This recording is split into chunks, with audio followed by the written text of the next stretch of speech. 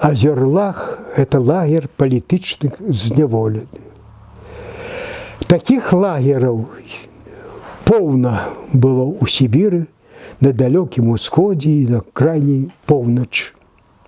Это быў зусім іншы свет у параўнанні з тым, што панаваў на неабсяжнай тэрыторыі СССР.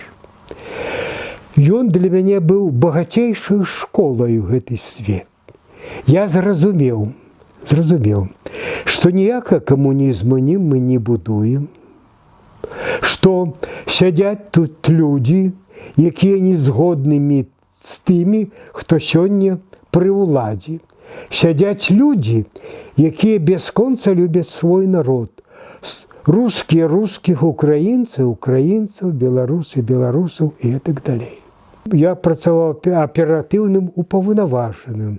Это значыць, я меў права людзей выклікаць да сябе, пытаць пра іх пра вольнае жыццё, пытаць, чаму яны трапілі ў лагер, адным словам, вывучаць іх.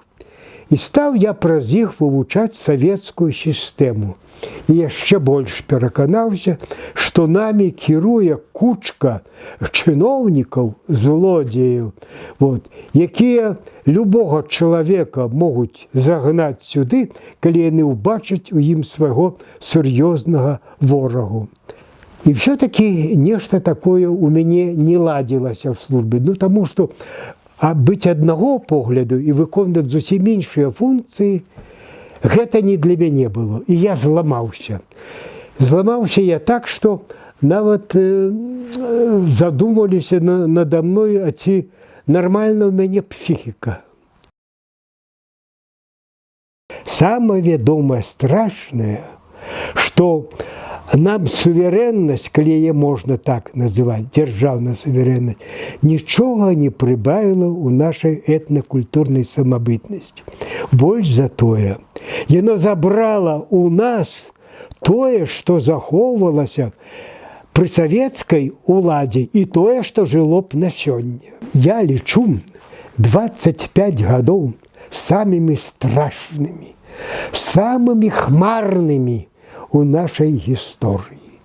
Тыя нацыянальныя этнакультурныя страты, якія мы панеслі за 25 гадоў, мы не ведалі за ўсю нашу гісторыю.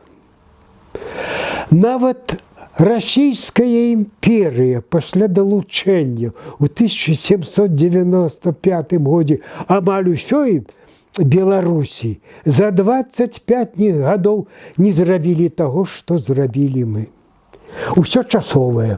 Часовая Лукашенка, часовая наша залежнасць культурна-моўная ад Расіі. Яшчэ гісторыя цывілізацыі не закончана. Яна будзе працягвацца. Ёсць цяпер прыклады у Азіі, у Афрыцы, калі племёны адраджаюць свае нават малапісьмовыя мовы і ўключаюць іх у афіцыйнае жыццё, дык ці ж нам будзе цяжка вярнуцца да беларускай мовы, маючы такія багатыя літаратурныя фонды, а цяпер это ўсё пайшло і ў новыя інфармацыйныя сродкі. І таму варта толькі нам мець сапраўдны нацыянальны ўрад, сапраўдную нацыянальную адміністрацыю прэзідэнта, і можна ўсё на працягу 3-5 гадоў з галавы паставіць на ногу.